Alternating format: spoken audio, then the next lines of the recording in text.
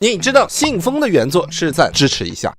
首先，在很久很久以前，这个世界是有太阳的，但是不知道为什么太阳被黑暗吞噬了。而这个世界有一种叫精灵虫的生物，它拥有大地所赋予的神奇力量，但是大部分精灵虫消耗光了自己的心智力，并且还被封印在了琥珀里。而这些失去心的精灵虫，成了一旦复活就会想要以人类心愿为食而袭击人类的凯虫。这种封印精灵虫的琥珀，大部分都被封印在了一个叫摩科的古神所在的洞穴里啊，对，就是那个本作女主与她姐姐他们诞生的那个地方。而其中有一个巨大的精灵虫叫史匹利塔斯，它虽然被封印在琥珀之中，但它依旧可以吸收人类的心智力作为燃料，从而让自己散发出如同太阳的光芒。而其他精灵虫其实也不希望史匹利塔斯复活，因为它复活了会吞噬这个世界上所有的心，导致世界毁灭。所以精灵虫成为了凯虫袭击人类，纯粹是为了获取心来供给史匹利塔斯。而有一部分未失去心的精灵虫幻化成了人类王室，创造了一个首都，不断的筛选世界拥有强烈心智能量的人，打着给予他们更好的生活为名，把这些人骗到了首都，然后把他们困在这里，榨干他们的心智能量，供给给史匹利塔斯来维持这种伪太阳的存在。这个首都内最高的领袖叫女王，女王代代以女性相传，且都会给予继承者一个精灵虫琥珀，赋予其操控心智能力。然后在这篇故事的13年前至20年前的这个期间内，现任女王的能力在衰弱，随时可能会引发人工太阳无法维持的状态。此时作为首都将军的巴罗，他的妻子和儿子正好都身患绝症，为了让妻儿活命，又为了帮助女王能够延续维持人工太阳，巴罗将军联合了一帮科学家，搞起了人体与动植物结合的人工精灵实验，希望能够借此获得神奇的精灵之力。巴罗将军将自己的妻儿作为第一批实验对象，结果妻子最后跟植物结合后反而生不如死，而儿子的体内脏器受损，很难维持生存。巴洛最后让科学家把他巴洛身体里面的一部分脏器移植给了儿子，这才让儿子活了下去。但儿子12岁的时候看到妈妈成了一个怪物，见妈妈生不如死，儿子把妈妈给杀了。后来儿子被巴罗安排离开了首都，而这个儿子未来就是男主他们信封这个组织的馆长罗伊德。随后时间线到正片故事的12年前的第311天，女王的继承人跑去了乡下体验生活啊。就在这一天，有一群科研人员为了得知人工太阳的真相，弄了一个飞艇靠近了人工太阳，导致史匹利塔斯突然醒来，吸收了世界各地很多人的心智力，甚至让很多人成了残疾。飞艇也因此失事，飞艇中只活下了6个人，其中包括巴罗将军、失去记忆的独眼医生，还有一个活下来的正是后来觉得政府有隐瞒太阳真相而开始造反的反叛军老大。而飞艇坠毁的同时，女王继承人正好在山丘上看到了这一幕。女王继承人此时正试图操控自己的力量，让史匹利塔斯继续沉睡。然而这也使得史匹利塔斯吸收的大量的人类的心智力汇聚到了女王继承人的身上，导致女王继承人当场就怀孕了。同一天，女王继承人便生出了男婴，但因为男婴并非人类，而是心智力的聚合体，所以女王继承人便用传带的精灵琥珀塞在了男婴的眼睛里，让男婴固定成了人类的形状。而这个男婴就是本作的男主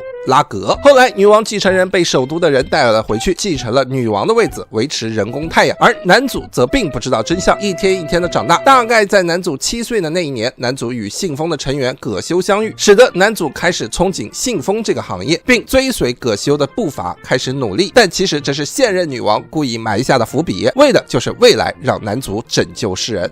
在葛修与男主相知相遇的半年后，葛修因为业务能力不错，被推举去了首都，准备继任当风头。结果去了以后，葛修就被首都的人剥夺了心智力量，失去记忆，成了给史匹利塔斯供应能量的人助力。好在那个时候在首都供职，曾经是未能进入首都的风头失败者的卡利布斯，联合其他的同僚偷偷的把葛修从首都救了出来。但失去心的葛修没有了记忆，后来他加入了反叛军，化名为诺瓦尔，结识了与他有相同遭遇的罗坦，成为了搭档，并逐渐成为了反叛军干部级别的人物。随后便来到了动画的时间线，男主拉格与女主妮奇相知相识，并结识了一大堆伙伴以后，男主将葛修从反叛军那边带了回来。但是动画到第2季第18集之后，原作故事与动画的剧情完全不同。漫画其实后面分为2个阶段，第一个阶段是男主他们要阻止反叛军造反的行动，此时反叛军竟然操控了一个巨大的凯虫，并打算利用这个凯虫把人造太阳给吃了。了，以不破不立的方式要让世人知道首都阶级的真相。但反叛军首领只是认为首都是一群官僚独占了世界资源为他们享用，所以才搞了这么一出。而前面所说的巴罗将军的儿子罗伊德，因为一再反抗政府指令擅自行动而被撤了信封馆长的职务。罗伊德索性离开了信封组织，主动与反叛军接触。罗伊德最终告知了反叛军老大首都人体实验的事情以及人工太阳式精灵虫的事情。不过罗伊德依旧支持反叛军去对抗首都政府。罗伊德是打算靠反叛军的力量彻底推翻现有的体制，灭了那个所谓人工太阳的大虫子，以避免人类为了防止虫子复活而搞一大堆的骚操作，反而弄得很多人家破人亡。另一边男主他们则是集结起来一起去对抗打算袭击首都的那个大虫子。和动画里的不同，葛修因为失去了心，所以彻底失去了过去的记忆，但他假装恢复了记忆，潜入男主身边做起了卧底。不过后来葛修也选择帮助男主他们一起对抗虫子，因为葛修也想解开首都的真相。而对抗大虫子期间，因为男主的力量不足，使得一个蛮喜欢男主的女同事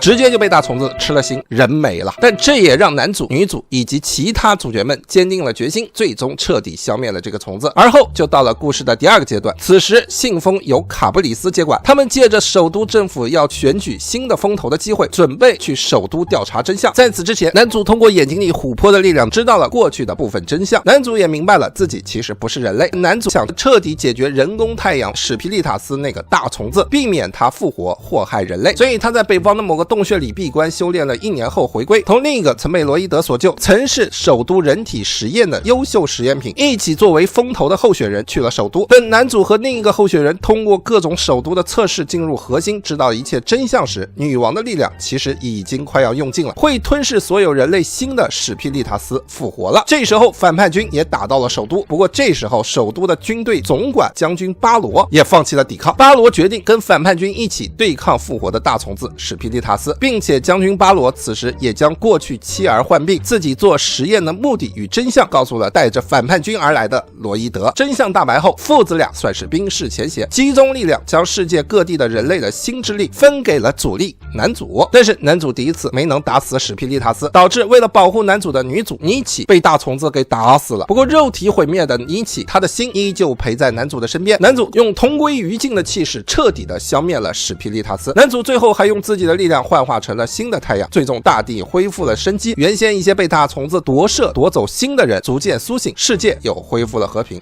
顺带一提，其实男主是喜欢葛修的妹妹的。之前男主修炼了1年回来，本打算见妹妹时，妹妹被史皮利塔斯给夺舍了，失去心成了一个植物人。男主临走大决战之前，抱着植物人的葛修妹妹说：“我喜欢你呀。”所以最后大虫子被打死以后，葛修的妹妹心被拯救回归，人复活了过来。男主和女主在灵魂状态下见了妹妹，但最终男女主并没有肉体回归，男女主成为了太阳，陪在了所有人的身边。故事演到这也就正式的落下了尾声。好了，以上就是大致的信封这部故事的原作大致完结的剧情。各位看完以后有啥看法与想法呢？欢迎在评论区与我们分享。你还想知道哪部作品的原作是咋完结的？本期视频点赞过3万，我就3天之内做出下期视频，望各位多多点赞，多多支持。